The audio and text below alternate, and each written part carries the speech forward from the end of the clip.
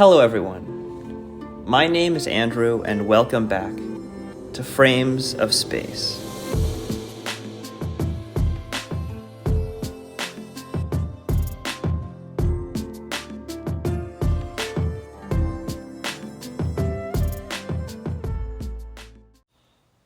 In the wake of Trump's recent victory, one thing that I've noticed, both within myself and many other political commentators, is a sense of deep fatigue. It is a sense of deep burnout over the situation, essentially. And today's episode is meant as a bit of a measured response to all of that. Today's guest is Miriam Elder, who is a journalist who covers Russian politics pretty extensively. In her recent writings, she's done a lot to draw parallels between Russian authoritarianism and American authoritarianism.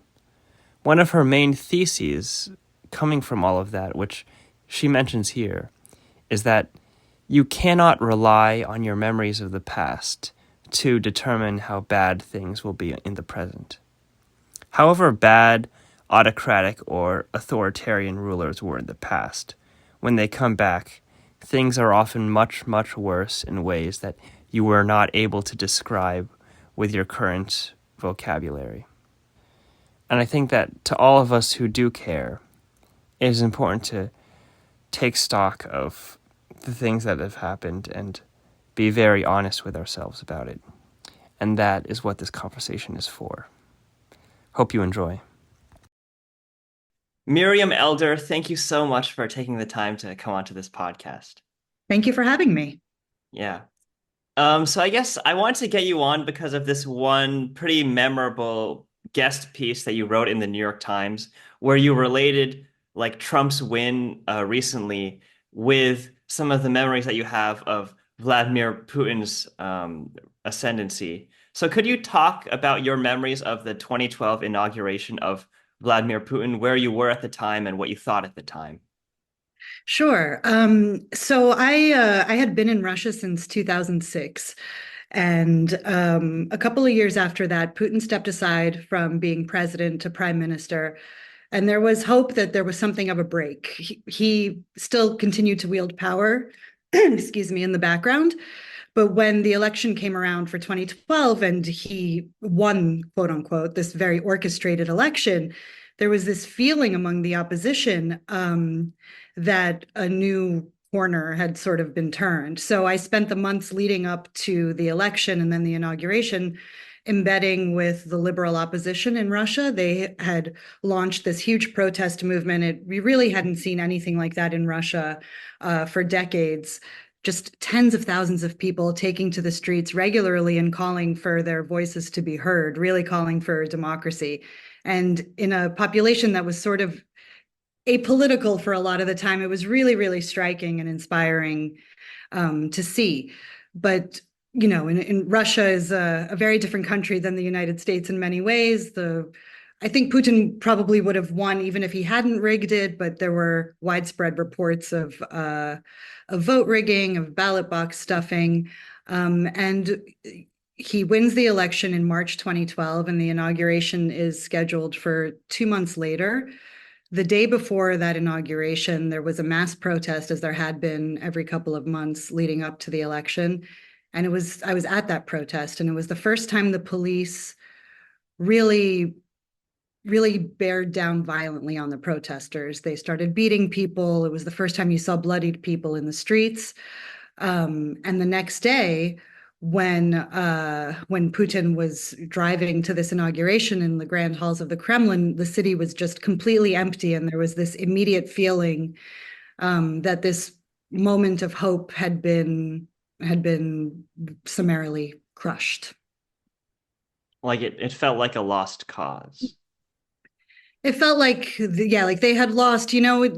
At that point, Putin was, I would say, autocratic, not authoritarian. There's like a spectrum of the horror that a leader can take on. And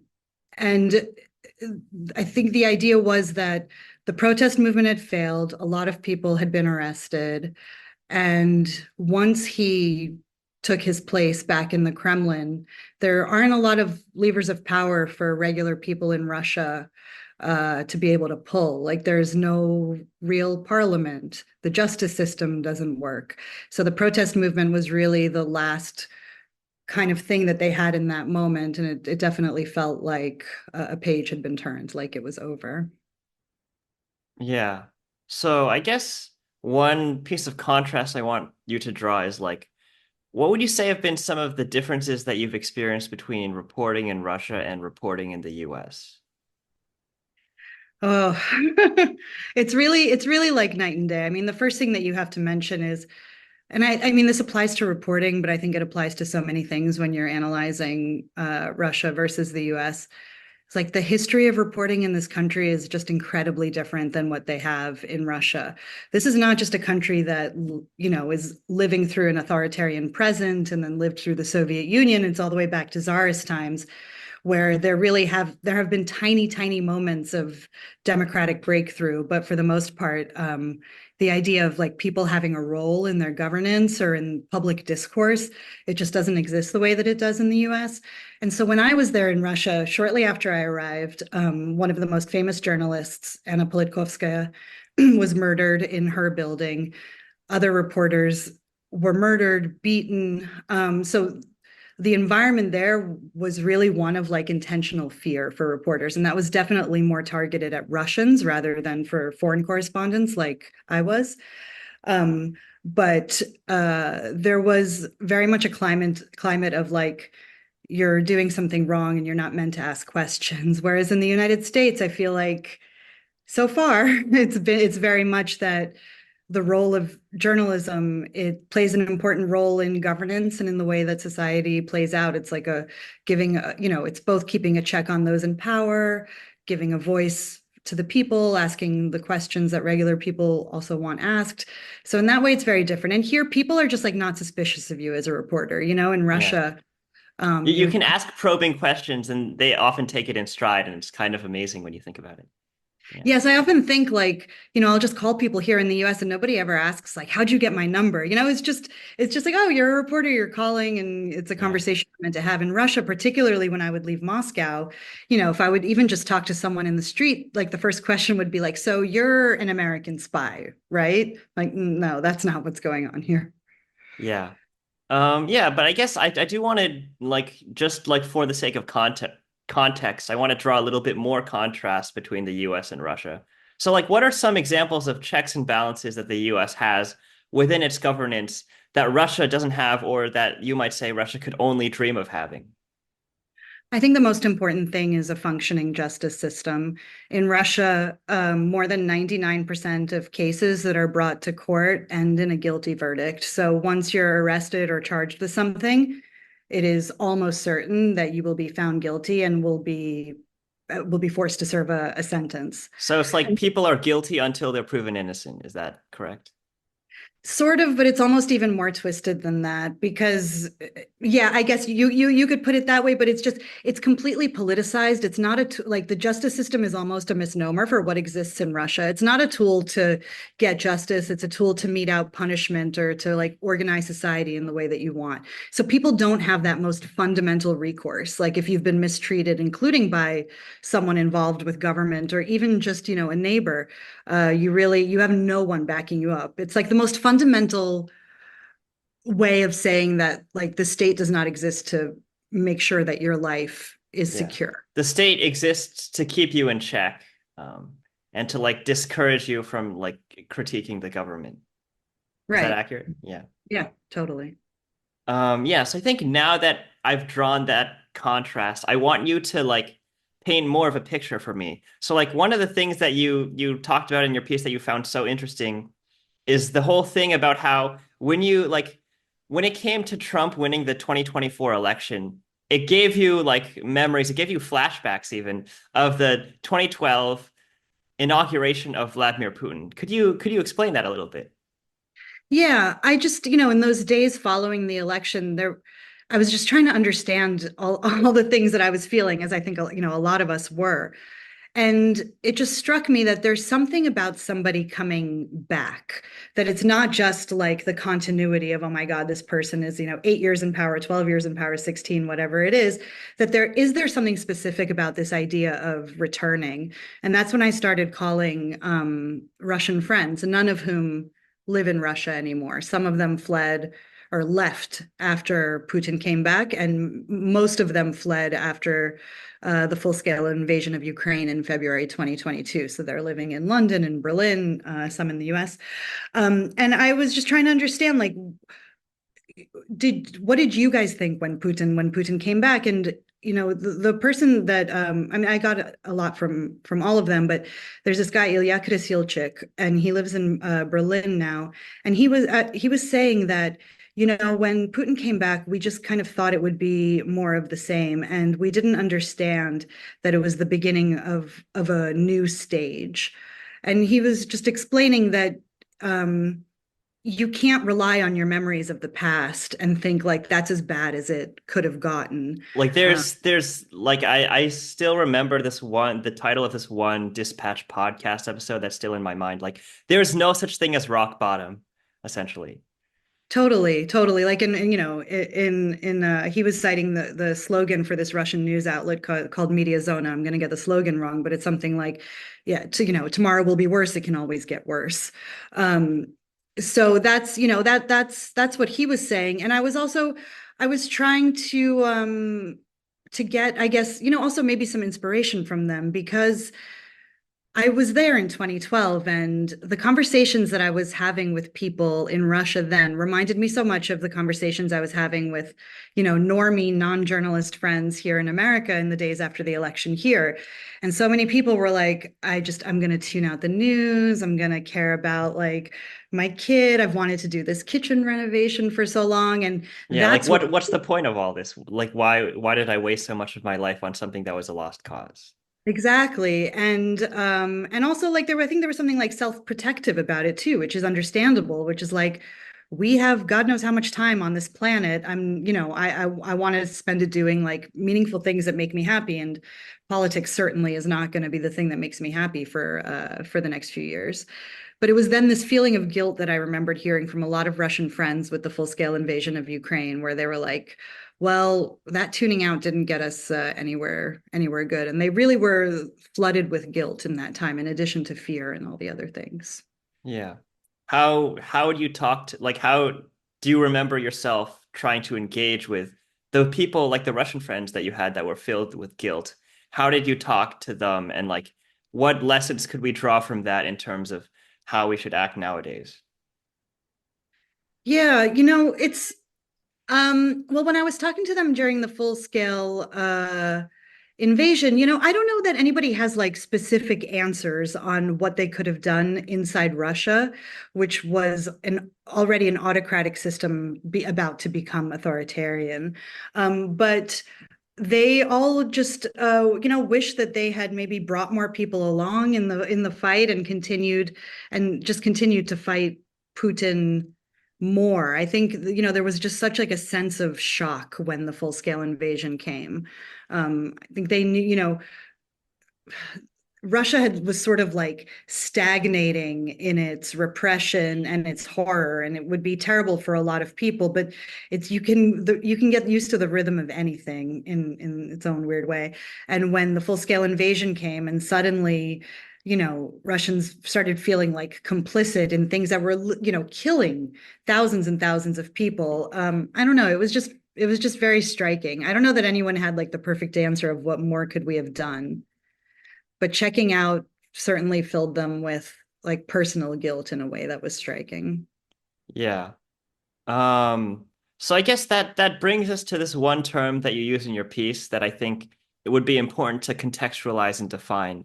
So you bring up this idea that like in the midst of like rising authoritarianism, people when they check out, they end up doing something that you might refer to as internal emigration or internal exile. Could you explain Mhm. that a little bit? Yeah. So I'll say it in the Russian context again, but so Putin comes back in 2012, and like some of the people who were like really quite well off, like just picked up and left the country. But for a lot of people who either didn't have the means or have like a real love of Russia and their lives there and have families there and all that, they started referring to it as internal emigration, which is it's like you emigrate, but you don't leave. You emigrate from your wider world. And it meant not really engaging in politics. It meant not even keeping an eye on what was going on and just making sure that you have like your nice life at home or at your dacha, your Russian summer house. And it's a term that has like a pretty long history. And the one I mentioned this in the piece, but one part of it that strikes me a lot is the way that it was used in the discourse right after World War II, when there were these like explosive arguments between German intellectuals about whether they were complicit in the Nazi atrocities or not. And it's a conversation that continues to this day about Nazi Germany, which is like the term that you hear used there a lot in Holocaust studies is a bystander. People who just kind of you didn't actively fight against it, but you also didn't particularly accept it. And I think Yeah, internal immigration tries to like separate itself from that somehow, but I'm not sure that there's really a huge difference. yeah. Um, so yeah, get to let's expand on that a little bit. So like let's say that there were Russians where after the Ukraine war started, they were flooded with guilt, wishing that they did more. Would you consider that to be analogous to the whole bystander effect that you just mentioned with regards to the Nazi regime? I don't know. I think there you'd have to talk about like pre-invasion and post-invasion, because I will say that across the board, the people that I know anyway, and that I continue to talk to, are incredibly involved in like raising funds and things like that for people in Ukraine. So I think the invasion was such a shock to so many people, um, that it did activate something inside of them, and you see like a regrowth of activism. It just has to be from outside the country now because it's too dangerous for Russians who support Ukrainians to even live inside their own country anymore. So it did activate them again, but their lives are totally different. They're rebuilding all over the world.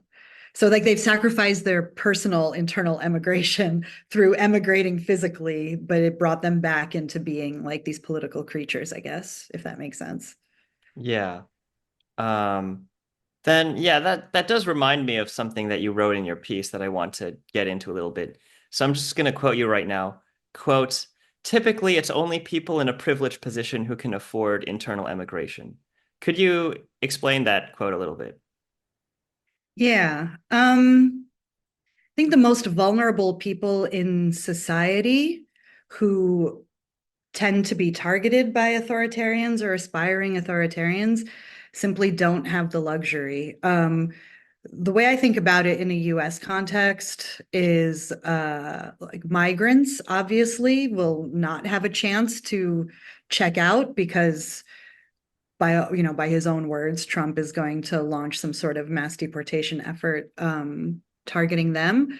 It also seems to me like trans people can't check out because they've been thrust into the heart of the discourse, and also, attempts to like control their bodies and their existence. So it's the people who on first order maybe don't are not directly targeted that feel like they can check out, and that seems to me a privileged position. I guess to me, one thread on this that I would like to pull is the idea that there might be some kind of disconnect between what like a lot of left-wing people would consider to be like these are privileged people that are the only ones that can afford internal immigration, and then like the exit poll data that we have of like who tends to vote in what ways with regards to the 2024 election.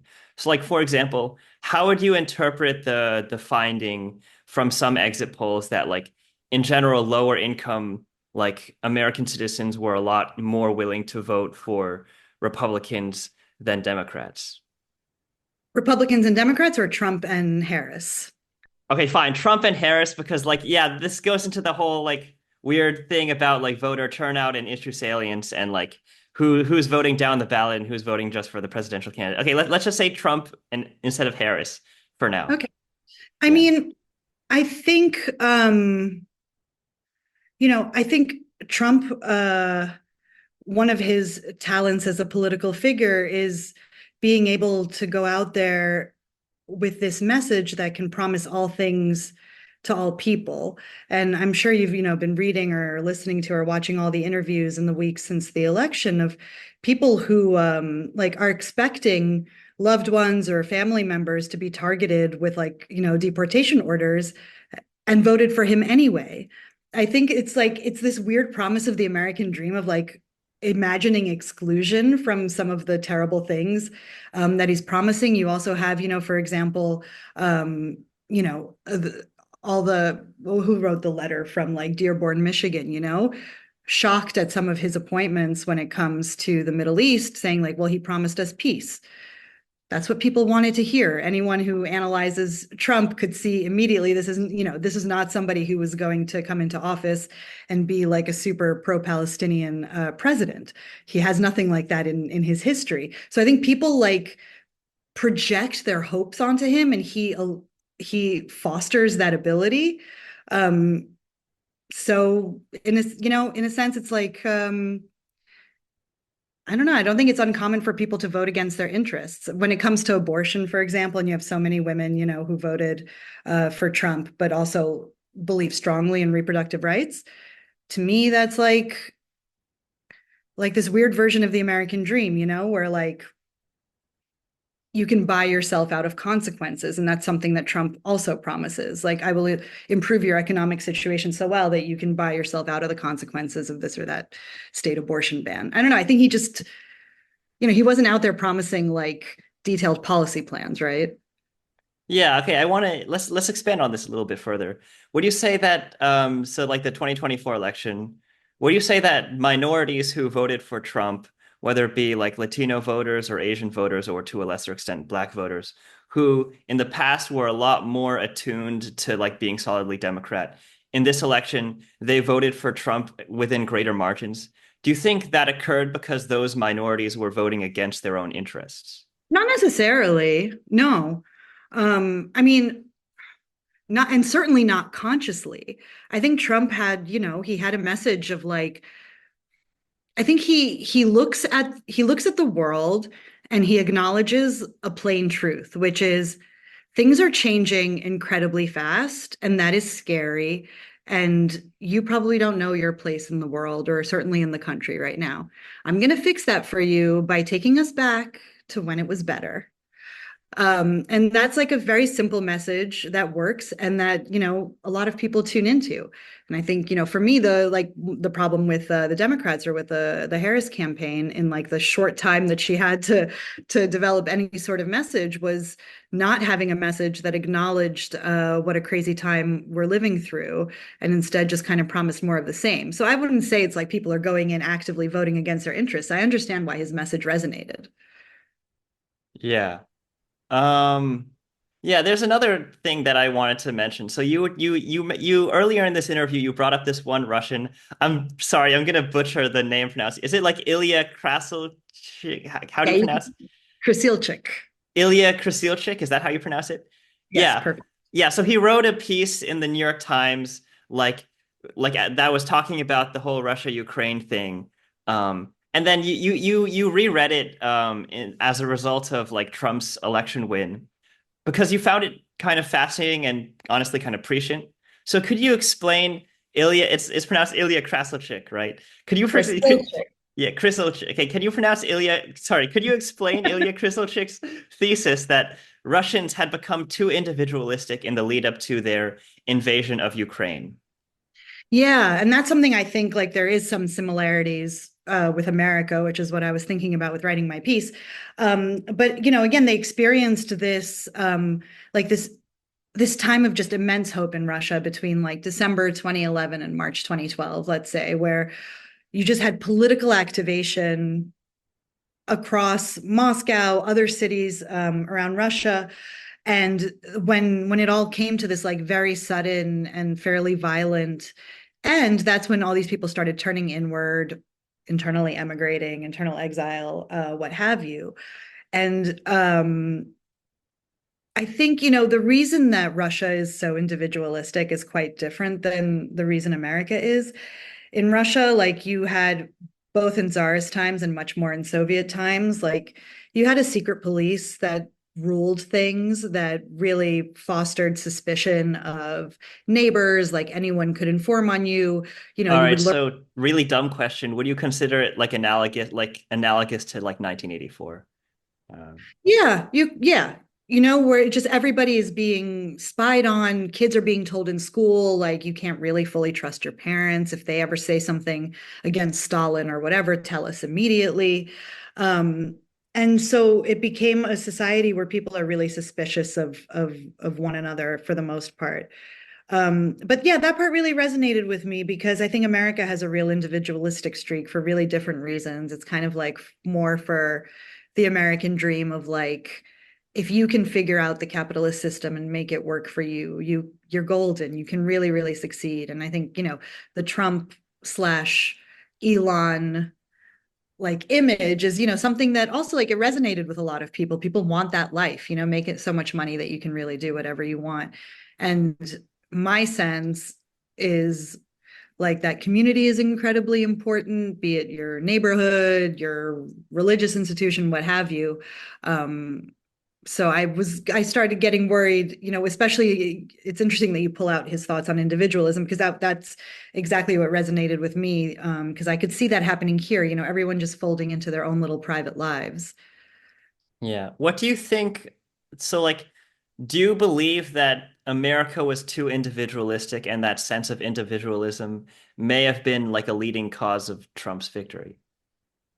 I don't know, it's so weird because on the one hand, I think like I don't know how to put it without sounding like cheesy, but like Well, individualism. no, like cheesiness is fine as long as it's getting to like a broader, correct, like directionally correct truth. How about that? I like that. I think like the American promise that it's what really separates this country from so many others for me is that you really can arrive here and in theory achieve what you want. My mother was a refugee, my dad's an asylum seeker, it's like, and now I'm have a piece in the New York Times and siblings achieving all sorts of things. That's incredible. On the other hand, um I think particularly in these times, like you can't really do anything alone. You need to rely on community, and particularly if you have a leader that, as Trump does, in my opinion, have like authoritarian tendencies. You need the protection of others and to be able to protect others in order to to survive and hopefully thrive. So I guess I want to ask a question that is less about policy and less about how like the way that they would govern, but more in terms of like vibes and messaging. So like Mhm. what would you say to the idea that when it came to like vibes and messaging specifically, like Republicans and like the whole Trump like I guess the Trump community, they gave off more of a vibe of being more pro community and like less individualistic, regardless of whether that is like true with regards to how they would affect policy. I think that's really interesting because it's true. So I reported on Trump's reelection campaign back in 2020 before COVID hit, and the campaign trail became like everybody's living room. And so I went to a ton of rallies, and it's Which rallies? Are these in MAGA rallies 2020. or are Oh these yeah, Trump rallies. Like 2020? in 2019, 2020. Yeah, like the Yeah. or no, 2020, yeah. From like his launch, it was in Orlando or Tampa to Minneapolis, Cincinnati, all over the place. And they really are community events, that's why like the soundtrack that he has curated, everybody knows what song is coming up, and you have people who travel around the country to see him. It's not just like you land in Cincinnati and people from Ohio come, I met people who had been driving for like 2 days. It's like a Grateful Dead that might, it's, Hmm. Yeah, people but who are like just, they feel a deep sense of community from yes, MAGA.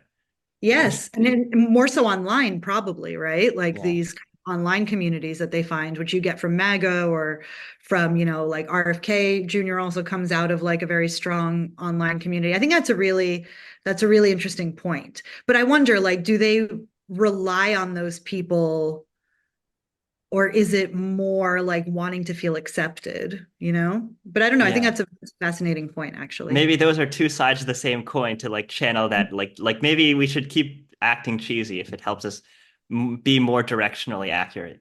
Um, Hmm. yeah. Yeah, but then I guess the question is like, to what extent do you think the left, or to what extent do you think the Democratic Party may have been insufficiently cognizant of the idea that a lot of people support Trump because, regardless of whether it is true, they see him as providing more community and belonging, even if like we might not consider that to be the case for a whole host of reasons. Yeah, I wonder. I think that's true actually when it comes to like certainly online community, you know? But to me, the main thing, and this is not like a super revolutionary thought. I think like half of the Democratic Party is trying to figure this out right now. Like so much of it to me was that Trump acknowledged really what an insane time we're living through in so many ways. And that the Democrats didn't do that seems to me to be, the thing that really sank them in the end. Yeah, so like for example, them insisting that inflation was transitory when it like wasn't transitory, like that sort of thing.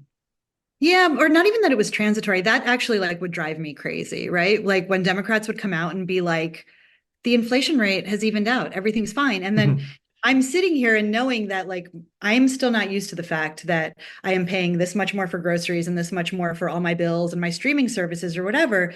And that to me is the definition of democratic elitism, is like you can't tell me to look at a graph and be like, oh, well, my personal experience doesn't match with the math, so I must be wrong. Like that's what made me feel like they were treating me like I was stupid, and just not being able to acknowledge like things are really hard and we have a plan for how it's going to be better going forward. Yeah. Um, yeah. So I guess then the question is like we've touched on a lot of like how it's important to not give up on the fight. And we've touched a little bit about like analyzing how we got here, like why people support Trump or whatnot. What do you think we should do now? Like what direction do you think Democrats should take now in the face of Republican authoritarianism? I think like there's two separate things there. Like on the one hand, there's the Democrats and the Democratic Party, and then there's the second part, which is the way that I thought more about my piece, which is like just regular people who maybe don't consider themselves like super aligned, in a party politics kind of way.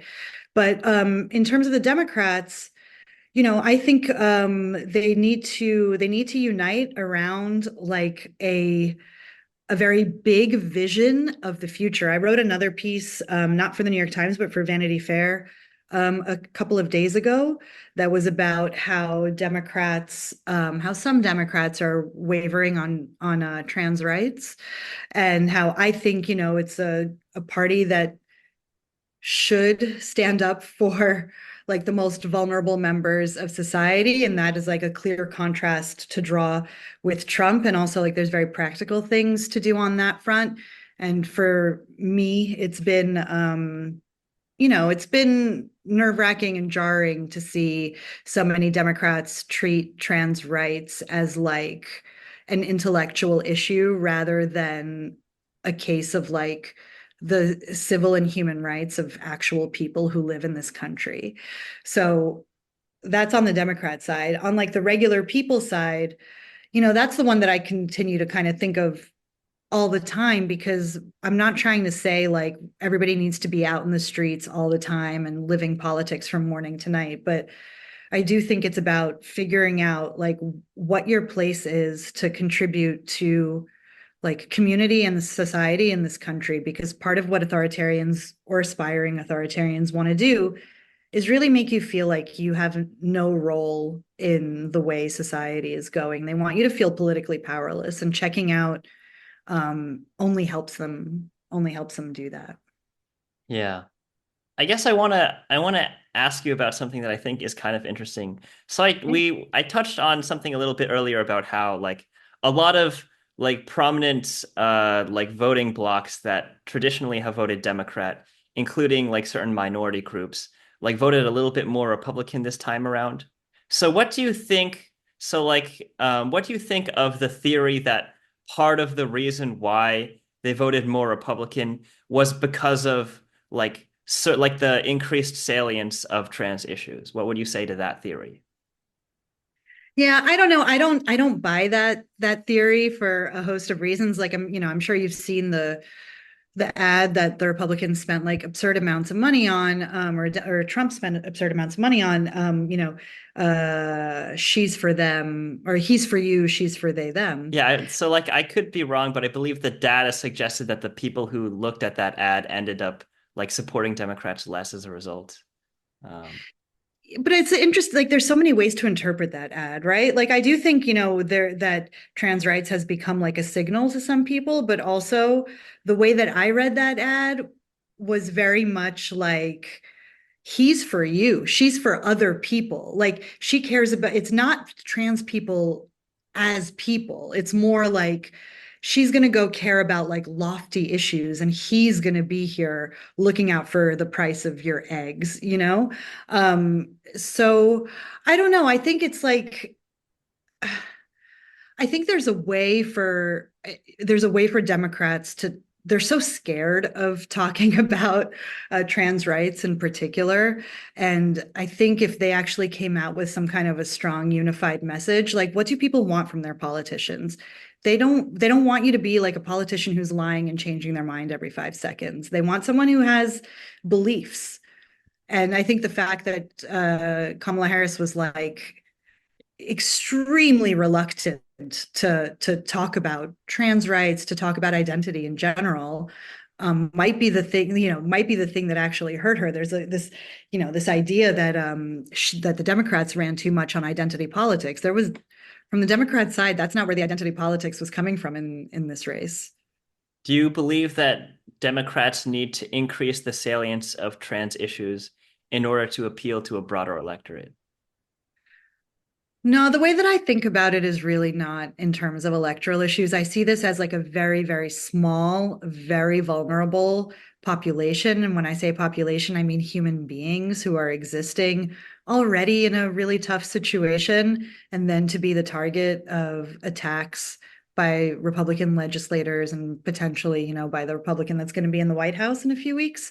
I see it much more as like protecting humans rather than like, would it be good or bad electorally? Yeah. Do you think that it doesn't matter whether it would be good or bad electorally, and we should do it because of like the human side? I do. And I also think like the human side is what you can offer in the face of a like wannabe authoritarian, because that's people who are just super transactional and try to, as if we're like dealing with a machine or robots rather than like real human beings in this country. And I think Democrats presenting themselves as like caring about humans, um, that's a winning recipe for me. All right. Um, yeah, so there's one other one other thing that I want your take on. Yeah. I'm kind of curious what your opinion on is this. What do you think of the like the argument that a lot of people have floated that Kamala Harris should have worked harder to win over people like Joe Rogan because of the argument that he represents a large swath of like people that Democrats have not been sufficiently attuning their messaging to. What do you think of that argument? I have a lot of thoughts on that argument. Like on the one hand, I think that you should talk to anybody. I I suspect that the reason that Kamala Harris, like, again, I have not done reporting on this, but I could see a world in which she didn't, or her people didn't want her to do that show because they knew that he would ask about like culture war issues, like, for example, trans rights. And it's just something she didn't want to talk about. They don't have a solid position on. So, yeah, that's one part of it. And then the other part of it is I think the whole argument that she would have won if she had gone on Joe Rogan, or if she had like tried to win over the podcast bro world Yeah, the is like the podcast bro world, I think it's a good way of putting it. Yeah.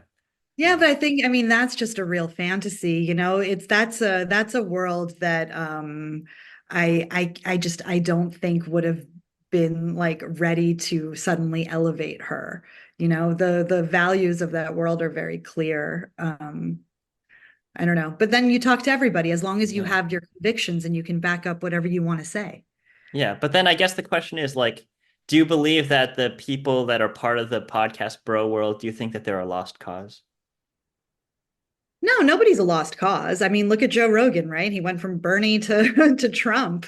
So he, you know, he changed his mind in some way. But I don't know. I'm a pretty staunch feminist with not you know, I think like is it the job of candidates to like convince podcast bros that they should embrace like liberated women more, or should that candidate, be it Kamala Harris or whoever, you know, worry about other people? I don't know. It's you know, I don't think anybody's a lost cause, but I'm not sure that they also are the key. You know, the one way is to really try to win over the people again in this like very broy world, but that's not the whole country. You know, there's a lot of other people that you can win over that don't fall into that. Okay, I guess this is going to be one of my last questions because I think that this is really interesting. Do you think that, like, in your estimation, do you feel like a lot of Democrats, in the midst of like trying to analyze their 2024 loss, do you think they're focusing a little bit too much on like transactionalism and focusing too much on like the politics of like who gets like what in what camp, and like focusing not enough on like the moral stakes? Yeah, that's an interesting question. I think it's the moral stakes on the one hand, but it's also to me, it's you know, it's the message and it's the story. I think that like Democrats, for a whole host of reasons, have just not been like thinking very big in the way that they approach people. This is a line that I had in my Vanity Fair piece, not in the New York Times one, but I, you know, the rate of change that we're living through, be it technologically, be it in terms of like gender identity, whatever, the whole spectrum, like it's so unmooring. And the fact that like the people who are maybe 30 don't recognize a world, you know, a world that, you know, they're like 5-year-old kids or whatever, having kids young, you know, are growing up in, like this is shocking. And I think the fact that Democrats can't somehow accept that and offer a positive vision for that rather than just this regressive make America great again, go back to the 1950s, put women back in the kitchen, you know, that sort of a vision. To me, that's the ultimate problem. Is that moral also coming up with a positive vision for that? Yes.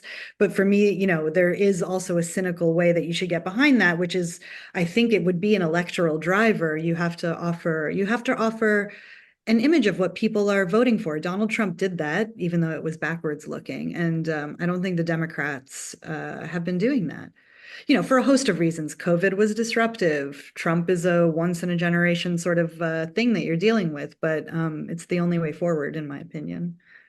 Yeah, I guess then, so I guess two questions to that. So the first question I'm just going to ask first. Um, could you talk about your feelings regarding like your take that Kamala Harris failed to provide a positive vision for the future? Yeah, I mean, I think in a host of ways, but I don't think that she acknowledged the scale of the change that we are living through. That's, you know, the first thing is people want, I think, their pain and discomfort and fear to be acknowledged. Trump is very good at acknowledging and weaponizing the fear in particular, and like pretending that that doesn't exist is not the way out of it. And I think that's been both Kamala Harris and the Democrats' kind of way um, of dealing with things. Um, Sorry, I just completely lost my train of thought. Could you remind me your question? All right, I'll give you the next question then. So Sure. like in terms of like Democrats need to provide a positive vision for the future, What does that positive vision of the future look like to you? What that looks like to me is, there's the economic question, which I think is like first and foremost probably to most voters in the country. I think she was right to talk about housing.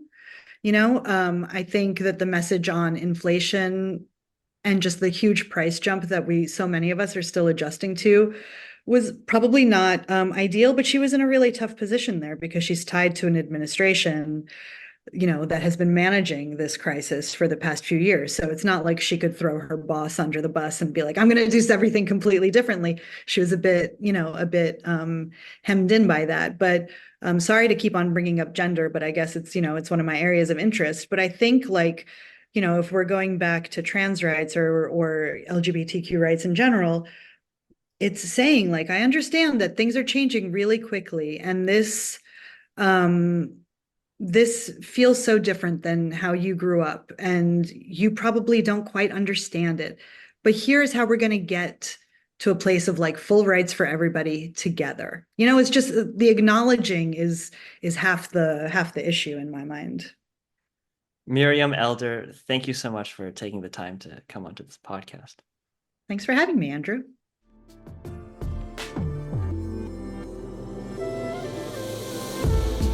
Thank you for listening.